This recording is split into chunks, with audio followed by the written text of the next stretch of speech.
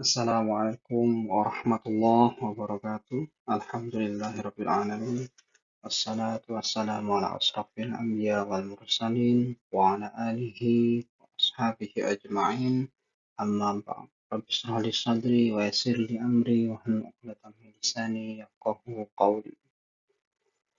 Alhamdulillah, pada kesempatan kali ini saya akan menyampaikan materi mengenai sistem informasi dan organisasi dakwah, terutama bagaimana peran sistem informasi manajemen dalam organisasi dakwah.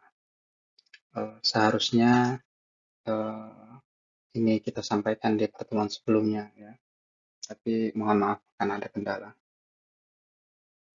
Baik, kita akan mulai pembahasan mata kuliah ini dari hubungan antara dakwah dan organisasi. Jadi kita akan memulainya dengan satu titik poin bahwa dakwah itu pasti memiliki tujuan. Jadi tidak mungkin dakwah itu tidak memiliki tujuan. Tujuan utamanya tentu adalah bagaimana orang bisa mengamalkan ajaran Islam, memahami dan mengamalkannya dengan goal terakhirnya itu adalah bahagia di dunia dan akhirat sesuai dengan ajaran dan perintah Allah Subhanahu wa taala. Itu tujuan besarnya. Tetapi selalu ada tujuan temporer atau tujuan kecil yang mana itu menjadi bagian dari target pelaksanaan sebuah kegiatan dakwah. Jadi umpamanya ada orang berdakwah di forum khutbah Jumat. Temanya mengenai akhlak. Tujuan utamanya tentu adalah bagaimana hadirin memahami materi yang disampaikan pada saat itu. Itu tujuan temporernya, tujuan temporer. Tujuan yang diharapkan segera tercapai setelah kegiatan itu.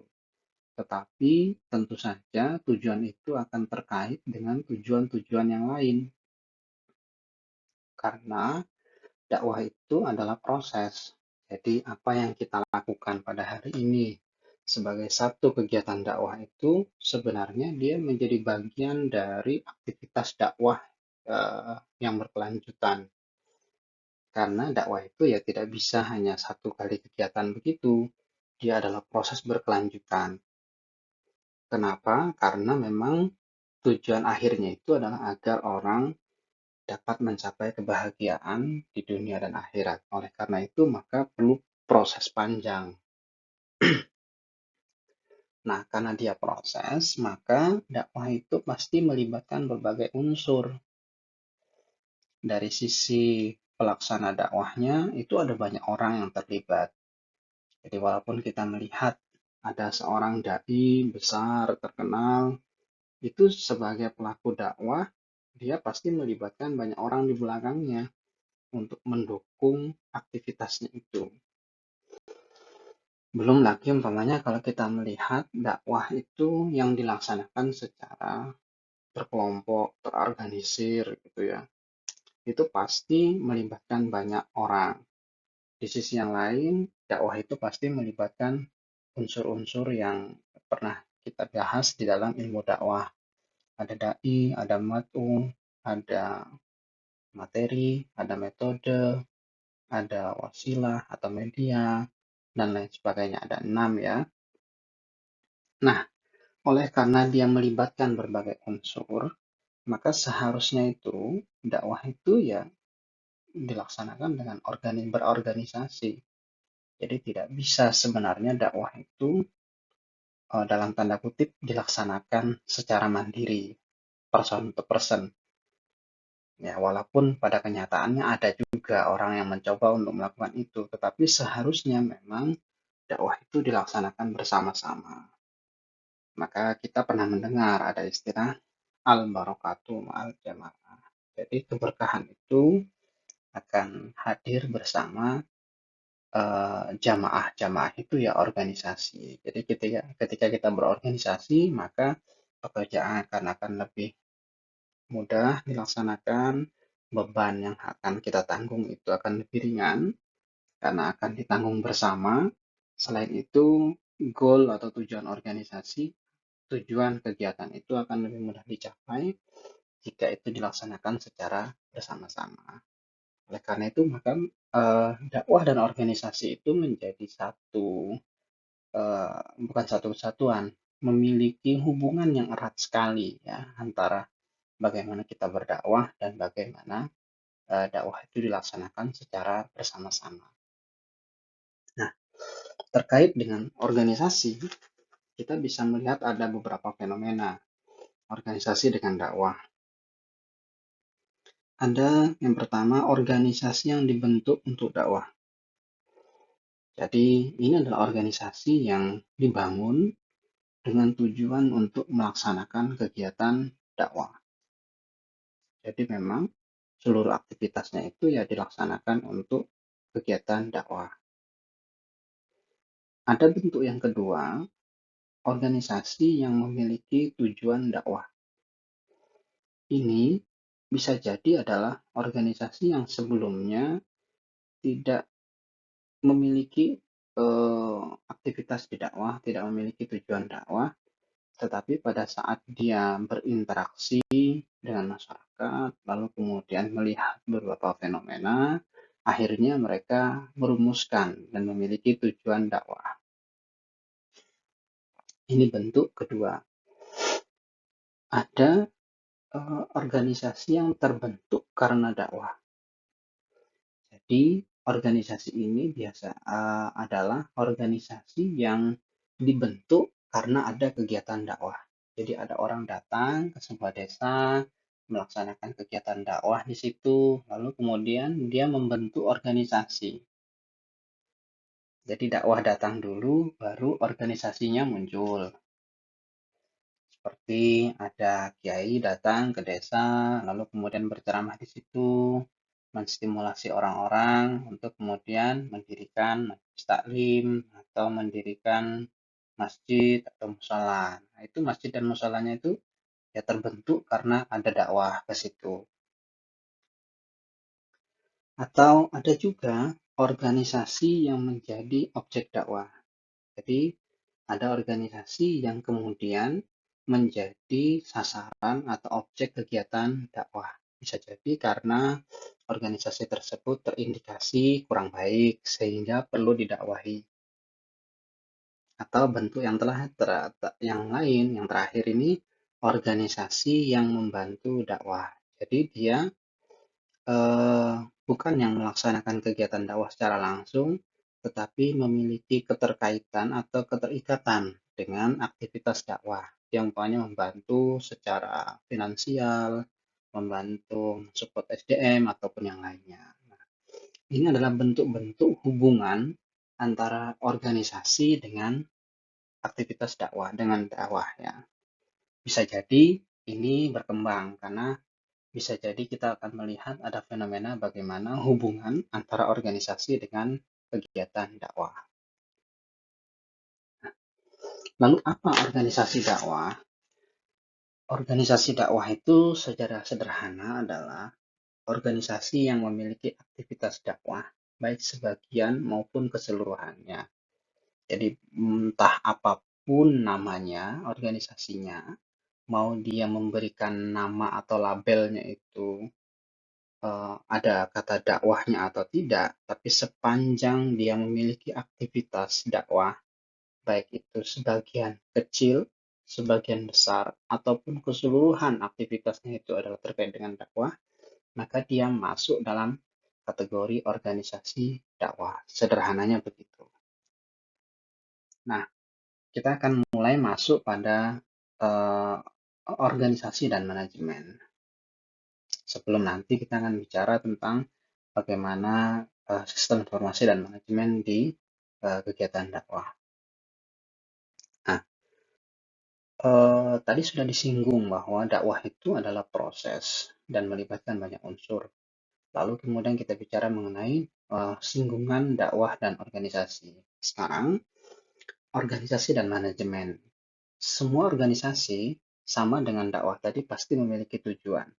karena organisasi itu dibentuk untuk mencapai tujuan tertentu.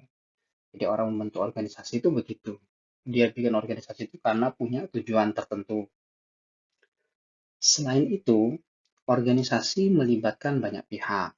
Jadi baik itu di internal organisasinya ataupun pada saat organisasi tersebut beraktivitas di masyarakat, maka pasti dia akan terlibat dengan banyak pihak, dengan stakeholder, dengan orang-orang yang menjadi target atau uh, objek kegiatan organisasi tersebut pasti terlibat. Nah, karena terlibat dengan banyak pihak, maka biasanya organisasi itu membutuhkan sistem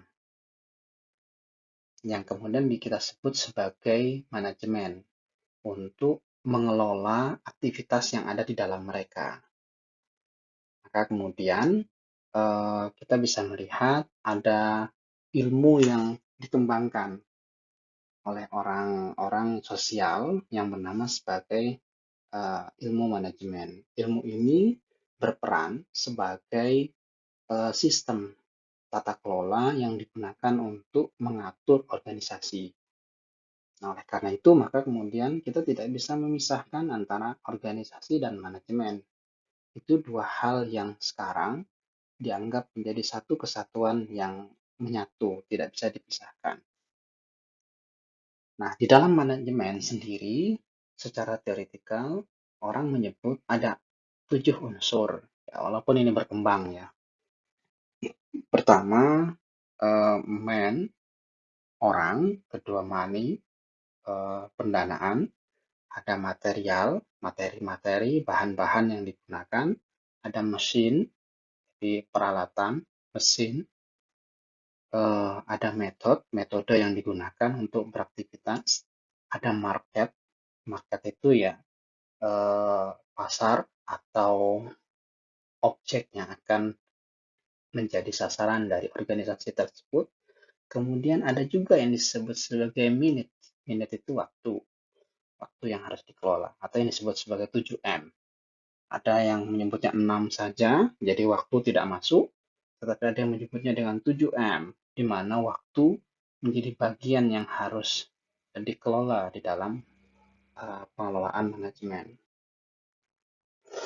7 unsur ini merupakan semua yang pasti ada pada saat kita berbicara mengenai manajemen. Manajemen itu yang mengurusi orang, mengurusi uang, mengurusi barang-barang, mengurusi peralatan, sarana prasarana, mengurusi aktivitas, metode itu, mengurusi siapa atau apa yang akan menjadi objek pekerjaan organisasi itu, dan mengatur waktu. Jadi memang pasti tidak akan lepas. Tidak mungkin satu dari 7 unsur ini hilang dalam proses pengelolaan manajemen organisasi. Nah, lalu kemudian kita akan bicara mengenai sistem informasi dan manajemen. Kenapa sistem informasi muncul? Nah, dahulu sebelum ada sistem informasi, mungkin orang pada saat akan melakukan proses pengelolaan terhadap 7 unsur itu agak kesulitan. Bisa jadi karena membutuhkan banyak orang untuk yang dilibatkan di situ. Untuk mengelola orang saja kita butuh HRD, Human Resource Development. Untuk mengelola uang kita butuh bendahara, kita butuh pengelola keuangan. Jadi masalah keuangan itu sebenarnya tidak hanya masalah bagaimana uangnya dicatat dan dikelola, tapi juga harus ada yang memikirkan bagaimana uangnya nambah agar masuk, gitu ya. Kita juga membutuhkan orang yang mengatur tentang sarana prasarana, peralatan di material dan mesin itu. Kita juga selain itu nanti harus membutuhkan orang untuk mengelola aktivitas organisasi, membutuhkan orang untuk apa istilahnya menganalisis serta memasarkan produk yang kemudian kita kenal dengan istilah marketing sekarang itu. Lalu kita juga butuh orang yang melakukan proses manajemen waktu. Ya, beberapa hal di antaranya itu kemudian membutuhkan orang secara spesifik khusus, umpamanya ada sekretaris. Ya, itu sebenarnya salah satu yang diatur oleh sekretaris itu ya waktu sebenarnya. Nah, tanpa sistem informasi manajemen, sistem informasi manajemen bisa jalan, tetapi tentu ada nilai tambah yang bisa dihasilkan oleh sistem informasi, yaitu efektivitas dan efisiensi. Jadi dua kata kunci ini menjadi penting dalam proses penggunaan sistem informasi dalam proses manajemen. Karena dengan menggunakan sistem informasi, maka kita bisa meningkatkan efektivitas dan efisiensi. Efektivitas itu terkait dengan ketercapaian target, efisiensi itu terkait dengan uh, besaran sumber dana yang digunakan dalam proses manajemen, besaran biaya yang dibutuhkan. Jadi semakin efektif itu berarti semakin cepat tujuan itu tercapai, semakin efisien berarti semakin kecil pendanaan yang harus kita keluarkan untuk mencapai tujuan tersebut. Nah, sistem informasi manajemen itu digunakan untuk meningkatkan efektivitas dan efisiensi. Umpamanya dalam pengelolaan uh, staffing ya. Dengan menggunakan sistem informasi manajemen, kita bisa melakukan proses pengelolaan sumber daya manusia secara lebih efektif. Kita bisa melakukan tracing, pokoknya kita mau merekrut orang tuh, kita dapat melakukan tracing dengan sistem informasi yang baik terkait dengan background seseorang. Kita bisa melihat record dia, melakukan validasi terhadap data-data yang diajukan, dalam proses pencatatan kinerja, pokoknya kita juga dalam sistem informasi manajemen kepegawaian, umpamanya kita bisa melihat record prestasi orang dengan sistem itu. Jadi dengan sistem informasi yang baik, kita bisa memiliki data yang utuh terkait dengan profiling setiap pegawai yang ada, sehingga itu berdampak pada banyak hal sebenarnya, terhadap penggajian, terhadap penilaian prestasi, terhadap penghargaan, terhadap punishment juga umpamanya ya, terkait dengan pelanggaran. Jadi dengan sistem informasi yang baik, maka record setiap pegawai itu bisa dicatat, dan pada saat ada orang yang melakukan pelanggaran, kita bisa tahu ini pelanggaran pertama, kedua, atau kesekian puluh kali, kalau semua tercatat di dalam sistem. Jadi itu akan memudahkan kita untuk memutuskan mengenai SDM yang kita miliki. Jadi satu contoh, kalau di keuangan pasti akan lebih mudah lagi. Dengan sistem keuangan yang baik, kita bisa dapat melihat perencanaan serta perkiraan pendapatan perusahaan berdasarkan apa yang sudah kita miliki saat ini dan sebelumnya. Kita mungkin sekarang mengenal dengan istilah uh, perencana keuangan. Itu mereka melakukan proses perencanaan keuangan itu yang menggunakan sistem informasi. Berdasarkan data-data yang kita miliki, mereka bisa memberikan gambaran bahwa ke depan bisa sekian keuntungan yang didapatkan oleh perusahaan atau organisasi dengan menggunakan sistem informasi yang baik. Demikian pula di materi manajemen dan seterusnya. Jadi memang penggunaan sistem informasi itu nanti akan meningkatkan efektivitas dan efisiensi dalam proses manajemen organisasi. Nah, kita masuk pada SIM dan organisasi dakwah. Kita mulai dari dakwah itu penting bagi setiap muslim. Kenapa? Karena dakwah itu menjadi bagian yang inherent, menyatu dengan Islam itu sendiri. Jadi pernah ada semacam istilah bahwa Islam tersebar itu karena adanya dakwah. Tanpa dakwah, mungkin bisa jadi kita saat ini tidak akan mengenal ajaran-ajaran Islam. Dan itu perlu dipertahankan sampai akhir masa nanti. Jadi dakwah itu menjadi bagian yang penting dan menyatu dalam ajaran Islam itu sendiri. Yang kedua, eh, sebagai sebuah sesuatu yang penting, maka dakwah harus dikelola dengan baik, efektif, dan efisien dalam rangka untuk mencapai tujuan dengan sebaik-baiknya.